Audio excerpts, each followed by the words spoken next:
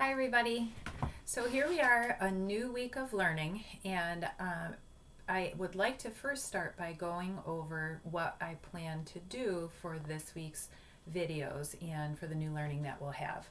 So first let's take a look at our calendar. So our month is May, and today's day is Tuesday, May 12th. So for this week, through Friday, I will be introducing oviparous animals. So I'll be teaching you about what oviparous animals are, and I'll be introducing you to many different kinds of oviparous animals. Then next week, this week here, we will be spending most of the week learning about 2 or 3 different kinds of oviparous animals. So I'll be spending this week teaching you about one of those. We'll spend quite a bit of time learning about the life cycle of one of those animals, a tadpole to a frog. And then this week we will spend learning about another oviparous animal, and that one we'll spend quite a bit of time learning about, and that will be learning about the life cycle of a caterpillar turning into a butterfly. All right, and then that will leave us another short week at the end of May, right before we start our last month of school, and that will be a review week where we continue to explore some different oviparous animals, and we will do some review that last little short week. So throughout this week, we will be focusing on 3 different books that were in your packet. So in your packet this week, in your practice packet, you will be working on practice pages for week 2, days 1, 2, 3, 4, and 5. You'll be practicing the snap word up, 3, and 2 this week. You'll be practicing some math, adding groups of 10s and 1s together to make numbers in the teens. You'll be practicing lots of different CVC words, so tapping the 3 sounds in a word, a beginning, a middle, and an end sound to use your sound power. There are some journal stories, so you can think about an idea and write a story. You're even going to be practicing some math using pennies. So you'll be starting to work a little bit with money, that tiny little brown coin that we call a penny that is worth 1 cent. So there are some great practice pages to make sure that you practice many of the skills that we've learned throughout the school year. Inside of your packet, your learning packet, you also had 3 different books, little mini books that we will be working on this week. The one I'm going to be focusing on today is oviparous animals. So I'll introduce oviparous animals to you, and we'll learn a little bit about what they are and what the difference between an oviparous animal and a viviparous animal is. Tomorrow I'll be spending some time with this little story called What's Hatching, and these are all little books that you can use your superpowers, your reading superpowers, to practice reading. And then I'll also be using this story, Chicks and Chickens, near the end of the week. So we'll have lessons that will focus on each one of these books, and again, today we're going to be talking about this one. Also throughout the week, I'll be reading many different stories for you through different read-alouds, and one of those is going to be today. I'm going to be reading An Extraordinary Egg. That's a big word, extraordinary. So I'll be reading this story by Leo Leone for you today for your read-aloud. I'll also be recording some stories about some different oviparous animals, and I'll be posting those to our YouTube page. This is a story about another oviparous animal called The Diary of a Spider. Did you know snakes are oviparous animals? They're hatched from an egg. This is a story called The Greedy Python. This story is called The Best Nest by P.D. Eastman. You might recognize that character up there, the Cat in the Hat. So this is one of those Dr. Seuss stories. And then the other story that I'll be recording this week is about another oviparous animal, a turtle, and this is the story Franklin and the Tooth Fairy. So these are all 3 just fun fiction stories, 4 fun fiction stories. So you won't be learning about oviparous animals. These are going to be characters that are all different types of oviparous animals, as well as the extraordinary egg, and that's the one that I'll start with today. So first, let me introduce to you what an oviparous animal is. And I've already given you lots of clues about that. An oviparous animal is an animal that is born from an egg. So it's not born alive like humans are born. We are born from our mommies alive like a person. We don't hatch from an egg. You might think of some other animals that are born alive. Mammals such as a cow is born as a calf, or a puppy is the way that a dog is born, or a kitten is how a cat is born. So they do not hatch from eggs. They are called viviparous animals. So oviparous animals. Now this is a book that you can practice your reading superpowers. You'll see lots of different picture clues that can help you. Is an alligator oviparous? So it's a question. The answer is at the bottom. Yes, it lays eggs. Did you know that? An alligator is not born as an alligator. An alligator mom will lay eggs, and when those eggs hatch, baby alligators come out. Is a snake oviparous? Yes, it lays eggs. So, a mommy snake will lay many eggs, and those eggs will hatch, and baby snakes will be born from them. Is a frog oviparous? Yes, it lays eggs. So a baby frog is born from an egg, and it goes through a different life cycle. It changes and transforms. That's what we're going to spend a lot of time learning about next week. So it changes from a tadpole into a frog after it comes out of that egg. Is a turtle oviparous? Yes, it lays eggs. So baby turtles are born from eggs laid by the mom. Take a look at your picture clues. So this would be about a giraffe. Here's the pattern. Is a giraffe oviparous? There's your question. And now here's your answer. No, giraffes are viviparous. They give birth to living offspring. Offspring is another word for baby. So when a baby giraffe is born from their mom, they are not born from an egg. The mom does not lay an egg that the giraffe has to hatch out of. The giraffe baby is born a small giraffe, just like we talked about a dog or a cat or a cow or a pig or a goat. All of those animals are also viviparous, just like a giraffe. Now on the last page, there's a page for you to write and draw.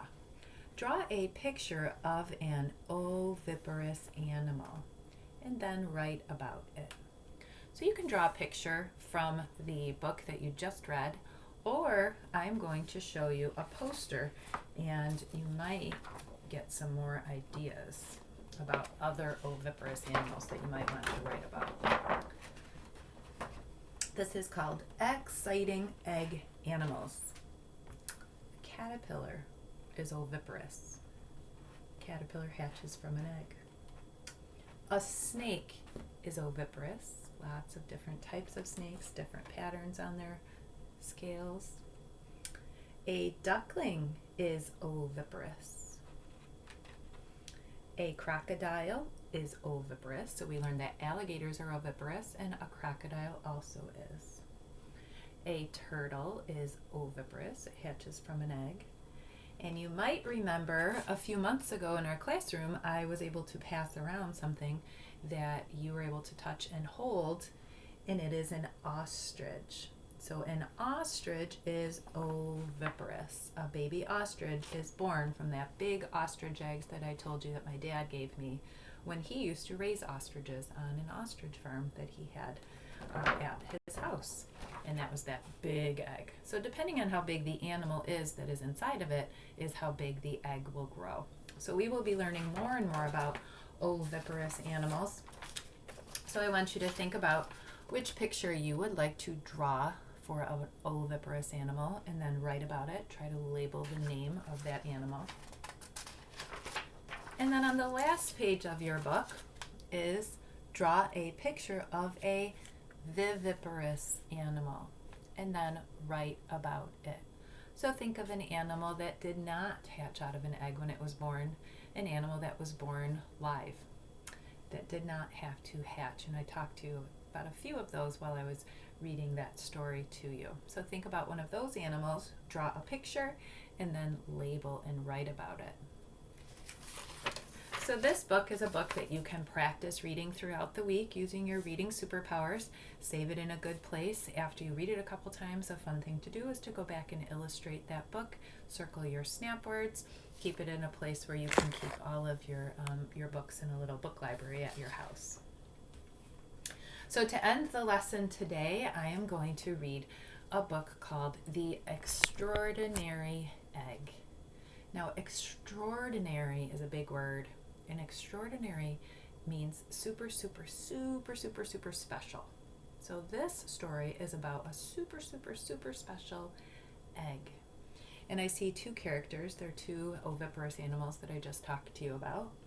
I see a frog, and then we see what could be an alligator, or maybe it is a crocodile. We don't know. Now we think this is a frog, so it's green, but maybe it's a toad. So we will read to find out. And this book is by an author named Leo Leone. He writes lots of great books, and we've read some of those. He wrote the book Swimmy. He wrote the book Inch by Inch. An Extraordinary Egg. On Pebble Island there lived 3 frogs, Marilyn, August, and one who was always somewhere else. So those are frogs.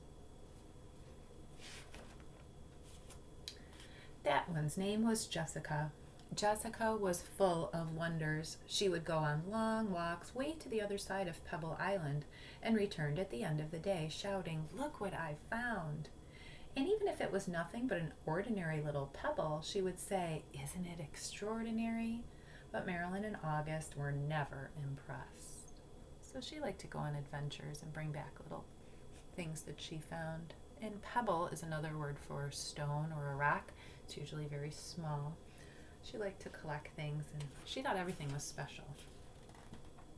Well, one day in a mound of stones, she found one that stood out from all of the others. It was perfect, white like the snow and round like the full moon on a midsummer night. Even though it was almost as big as she was, Jessica decided to bring it home. So do you notice what she sees there? So she sees this big pile of white stones, but this one's really smooth, and it's oval, and it's very white. Looks different and special to her. I wonder what Marilyn and August will say when they see this, she thought, as she rolled the beautiful stone to the small inlet where the 3 of them lived. So that's like their house over here. "Look what I found," she shouted triumphantly, "a huge pebble." This time Marilyn and August were truly astonished. "That's not a pebble," said Marilyn, who knew everything about everything. "It's an egg. It's a chicken egg." "A chicken egg? How do you know it's a chicken egg?" asked Jessica, who had never even heard of chickens. Marilyn smiled. "Well, there are just some things that you know." So Marilyn must know about chickens. Somehow she learned about chickens, and she knows that chickens also hatch from an egg. So she thinks this must be a chicken egg. A few days later, the frogs heard a strange noise coming from the egg. They watched in amazement as the egg cracked, and out crawled a long, scaly creature that walked on 4 legs. It's different than them. They walk on 2. "See," exclaimed Marilyn, "I was right. It's a chicken." "A chicken," they all shouted. The chicken took a deep breath, grunted, and gave each of the astonished frogs a look and said in a small, raspy voice, "Where's the water?" "Straight ahead," the frogs cried out excitedly. So they don't know what a real chicken looks like. They think that must be a chicken. The chicken threw herself in the water and the frogs dove in after her. And to their surprise, the chicken was a good swimmer, and it was fast too. She showed them a few ways to float and paddle. They had a wonderful time together, and they played from sunup until sundown, and it went on for many, many days. So they had fun together. Now we know chickens can't swim. We know this isn't what chickens look like. But these frogs live on Pebble Island. They don't know. And remember, this is a fiction story. Then one day when Jessica was somewhere else, August and Marilyn saw commotion in the water below them. Someone was in trouble, and quickly the chicken dove into the dark pool. August and Marilyn were very frightened. So here's someone in trouble. After a few long moments, the chicken reappeared, carrying Jessica. "I'm all right," she called. "I got tangled in the weeds, but the chicken saved me." From that day on, Jessica and her rescuer were inseparable friends. Wherever Jessica went, the chicken went too. They traveled all over the island. They went to Jessica's secret thinking place. So they became great friends because he saved her.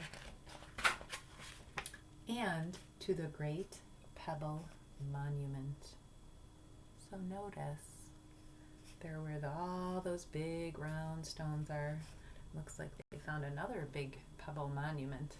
So a monument is another big word for a statue. On the day they went to the place where Jessica had one day they went to a place where Jessica had never been to before, and a red and blue bird flew down from a tree. "Oh, there you are," it exclaimed when it saw the chicken. "Your mother has been looking all over for you. Come, I'll take you to her." So there's another oviparous animal, a bird, noticed this. They think it's a chicken, but she knows that this mom, an alligator mom, is wondering, where did my alligator egg go? They followed the bird for a very long time. They walked and they walked and they walked under the warm sun and the cool moon. And then they came upon the most extraordinary creature they had ever seen. Make a prediction of what do you think they're going to find.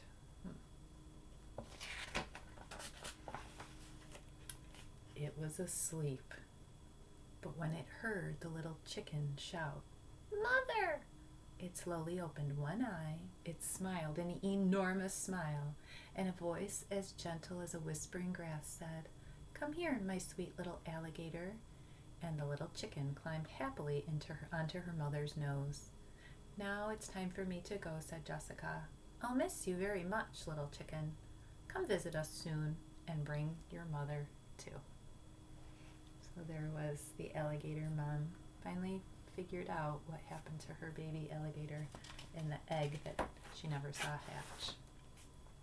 Jessica couldn't wait to tell Marilyn and August what had happened, and as she neared the inlet, she shouted, "Guess what I found?" And she told them all about it. "And do you know what the mother chicken said to her baby?" Jessica asked. "She called her my sweet little alligator." "Alligator," said Marilyn. "What a silly thing to say." And the three frogs couldn't stop laughing. So that's pretty funny.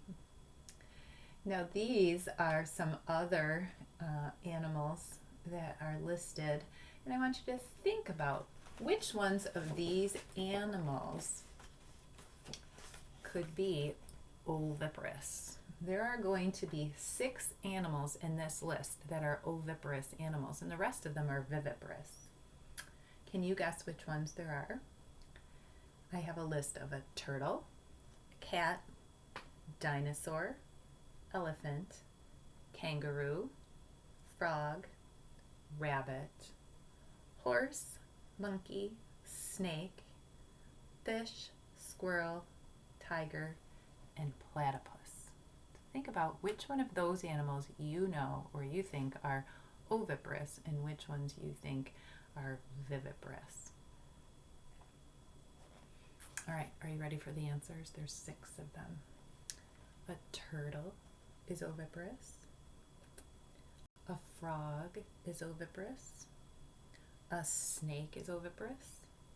A fish is oviparous. A platypus is oviparous. And a dinosaur is oviparous. All of the rest of those animals are viviparous. So a cat, an elephant, a kangaroo, a rabbit, a horse, a monkey, a squirrel, and a tiger. They're all born live. So I hope you enjoyed that story called An Extraordinary Egg. That sure was a special egg. It wasn't a chicken after all. And I will be back with some more read-alouds this week and another lesson tomorrow about hatching animals. I hope you have a great day. Bye-bye.